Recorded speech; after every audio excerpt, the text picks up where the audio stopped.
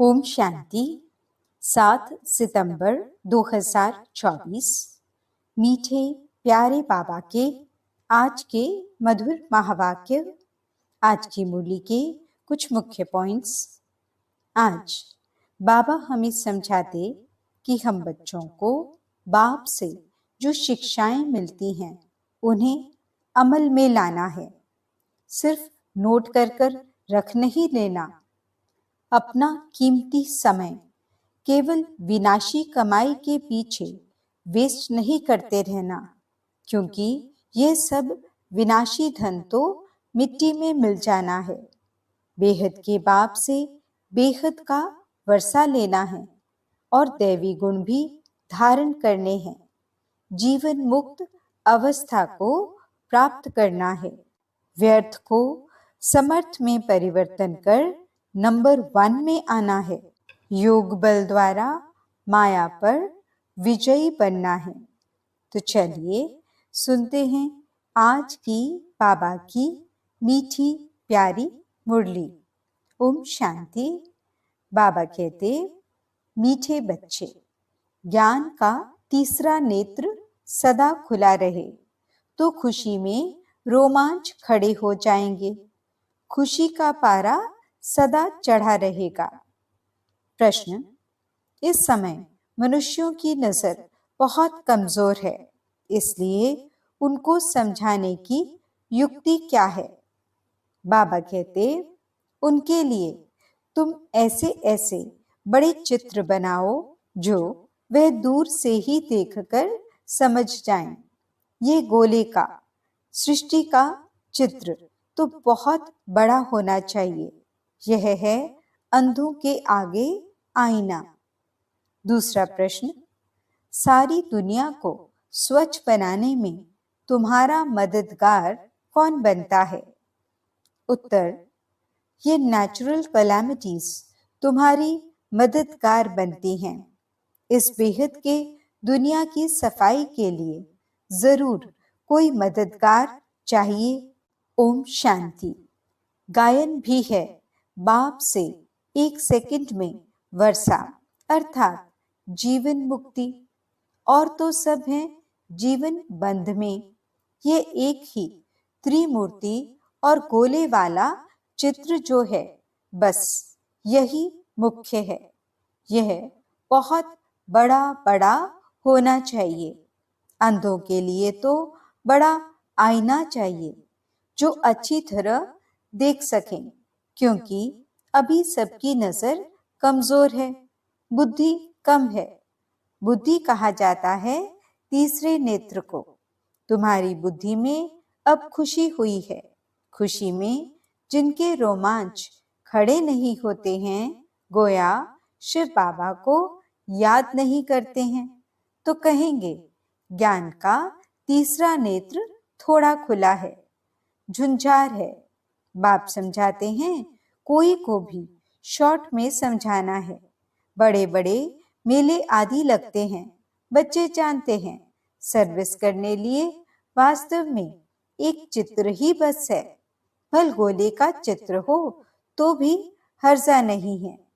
बाप ड्रामा और झाड़ का अथवा कल्प वृक्ष का और 84 के चक्र का राज समझाते हैं। ब्रह्मा द्वारा बाप का ये वर्षा मिलता है। ये भी अच्छी रीति क्लियर है। इस चित्र में सब आ जाता है और इतने सब चित्रों की दरकार ही नहीं है।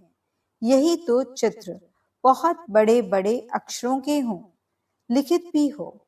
जीवन मुक्ति गॉड फादर का बर्थ राइट है।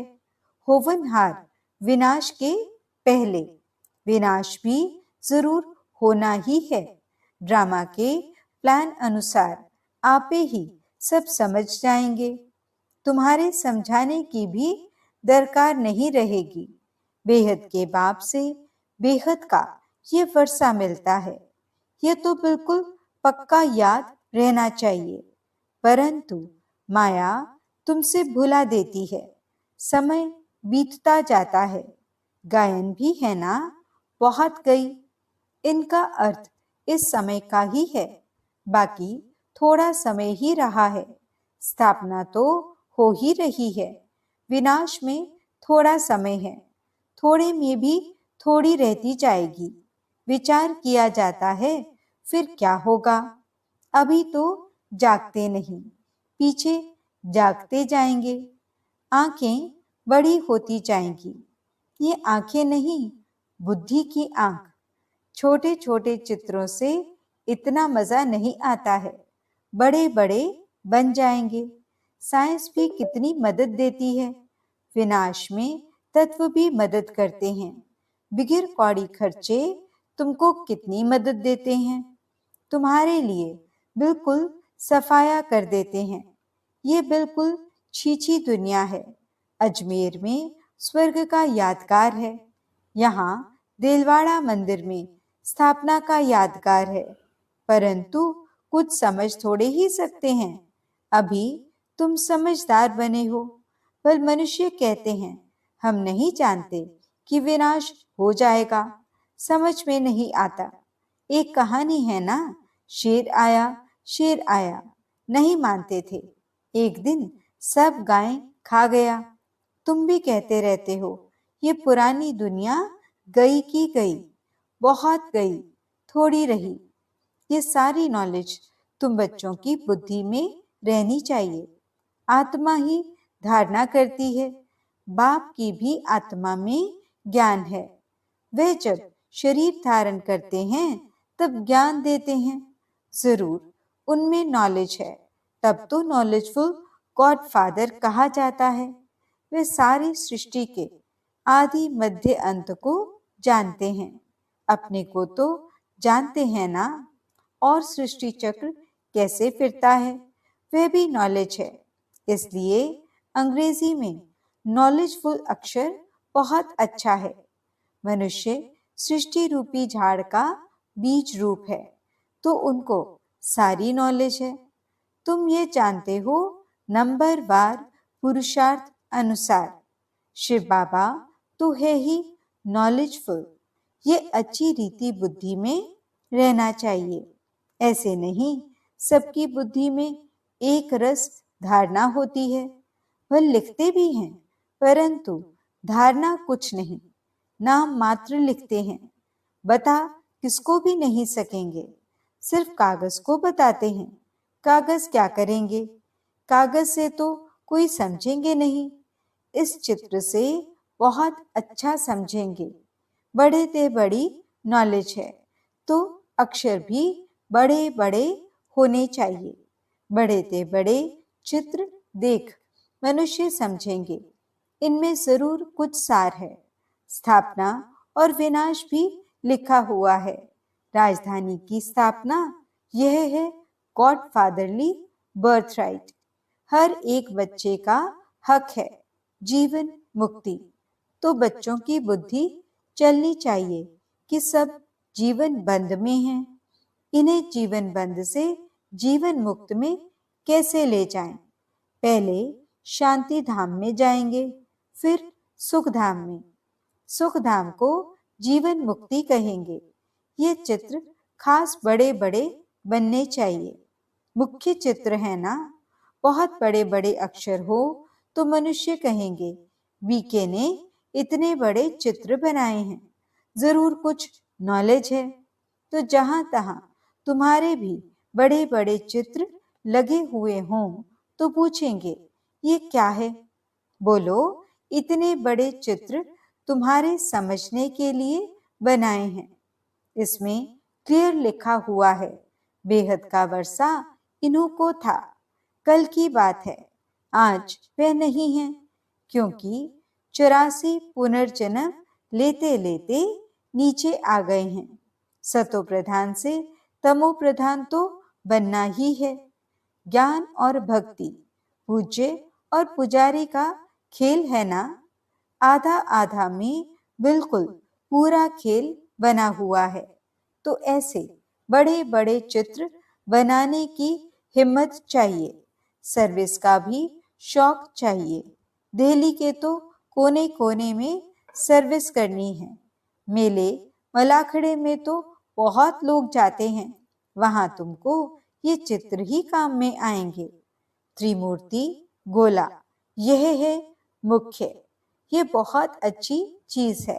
अंधे के आगे जैसे आईना है। अंधों को पढ़ाया जाता है, पढ़ती तो आत्मा है ना। परंतु आत्मा के ऑर्गन्स छोटे हैं, तो उनको पढ़ाने के लिए चित्र आदि दिखाए जाते हैं। फिर थोड़े बड़े होते हैं तो दुनिया का नक्शा दिखाते हैं। फिर वह सारा नक्शा बुद्धि में रहता है।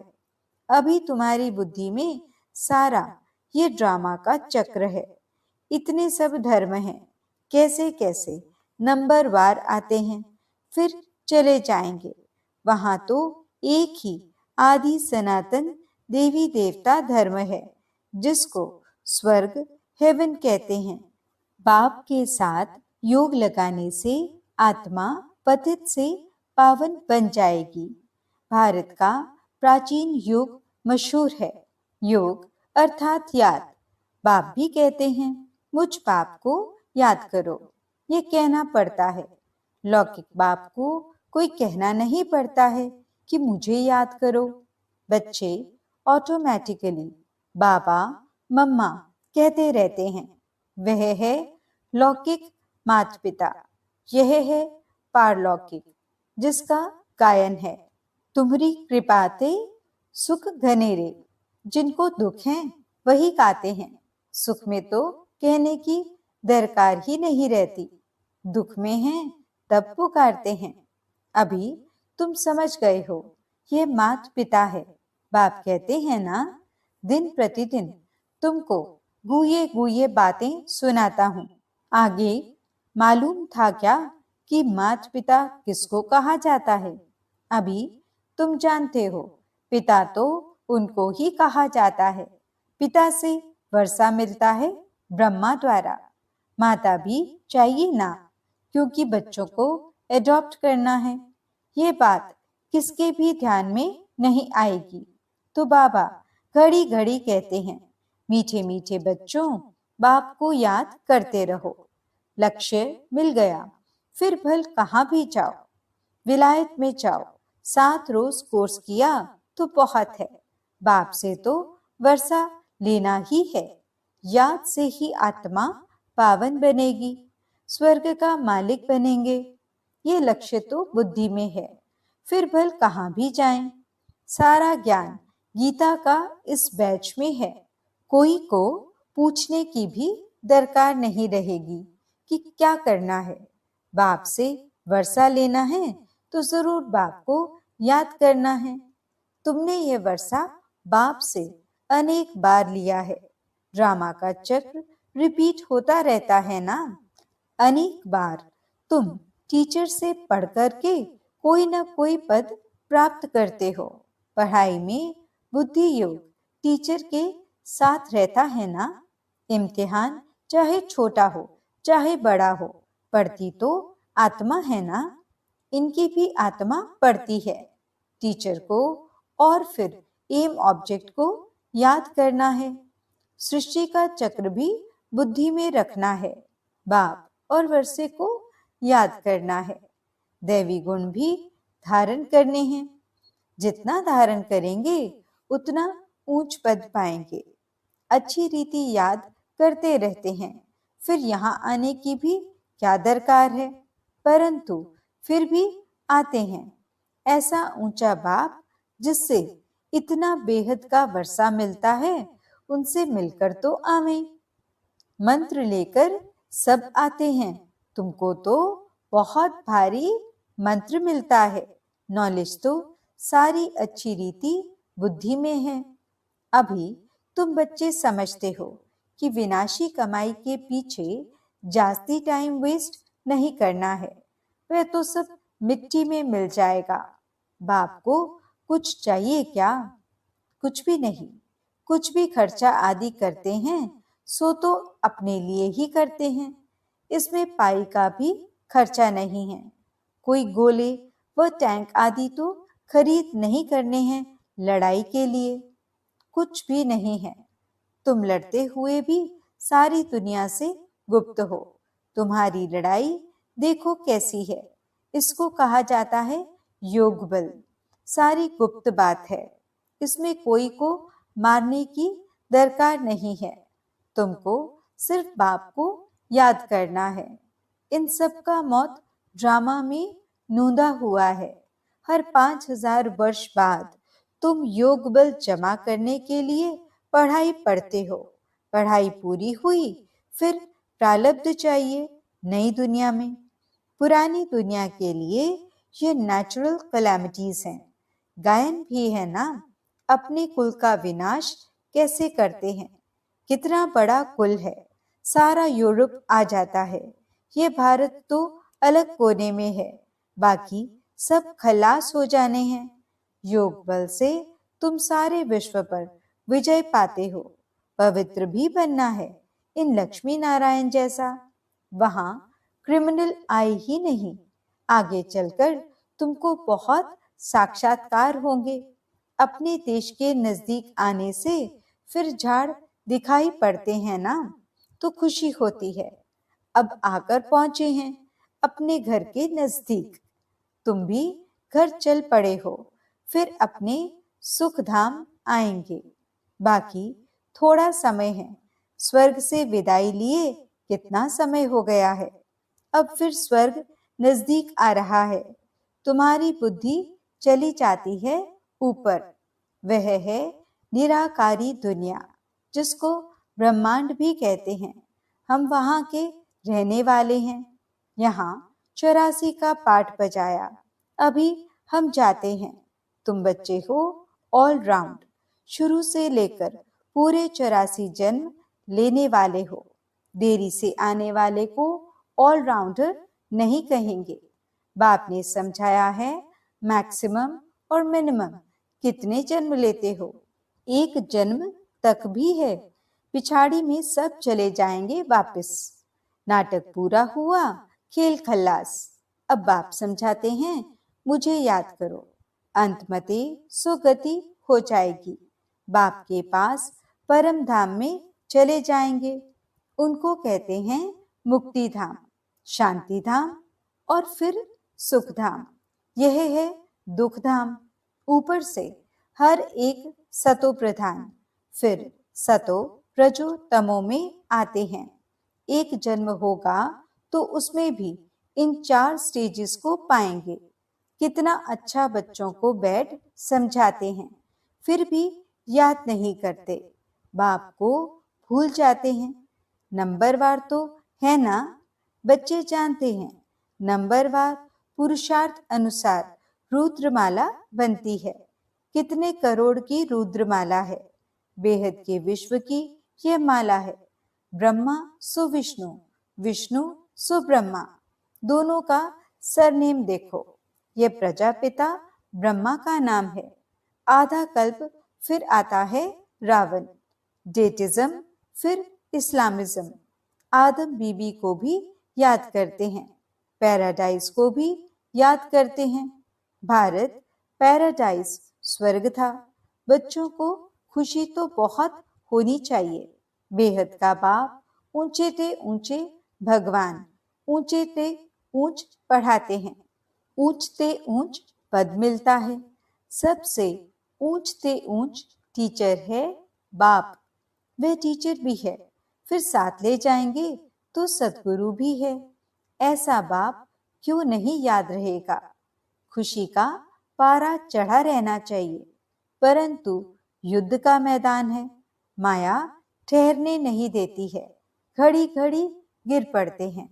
बाप तो कहते हैं बच्चे, याद से ही तुम माया जीत बनेंगे। अच्छा, मीठे मीठे सिकिलदे बच्चों प्रति माता पिता बाप दादा का याद प्यार और गुड मॉर्निंग। रूहानी बाप की रूहानी बच्चों को नमस्ते। हम रूहानी बच्चों की रूहानी बाप दादा को दिल व जान सिक व प्रेम से नमस्ते नमस्ते नमस्ते जी। गुड मॉर्निंग बाबा। शुक्रिया बाबा। धारणा के लिए मुख्य सार। पहला पॉइंट, बाप जो सिखलाते हैं उसे अमल में लाना है। सिर्फ कागज पर नोट नहीं करना है। विनाश के पहले जीवन बंध से जीवन मुक्त पद प्राप्त करना है। दूसरा पॉइंट, अपना टाइम विनाशी कमाई के पीछे अधिक वेस्ट नहीं करना है, क्योंकि यह तो सब मिट्टी में मिल जाना है। इसलिए बेहद के बाप से बेहद का वर्षा लेना है और दैवी गुण भी धारण करने हैं। वरदान, योग बल द्वारा माया की शक्ति पर जीत प्राप्त करने वाले सदा विजयी भव। ज्ञान बल और योग बल सबसे श्रेष्ठ बल है। जैसे साइंस का बल अंधकार पर विजय प्राप्त कर रोशनी कर देता है, ऐसे योग बल सदा के लिए माया पर जीत प्राप्त कर विजयी बना देता है। योग बल इतना श्रेष्ठ बल है जो माया की शक्ति इसके आगे कुछ भी नहीं है। योग बल वाली आत्माएं स्वप्न में भी माया से हार नहीं खा सकती। स्वप्न में भी कोई कमजोरी आ नहीं सकती। ऐसा विजय का तिलक आपके मस्तक पर लगा हुआ है। स्लोगन, नंबर 1 में आना है तो व्यर्थ को समर्थ में परिवर्तन कर दो। ओम शांति।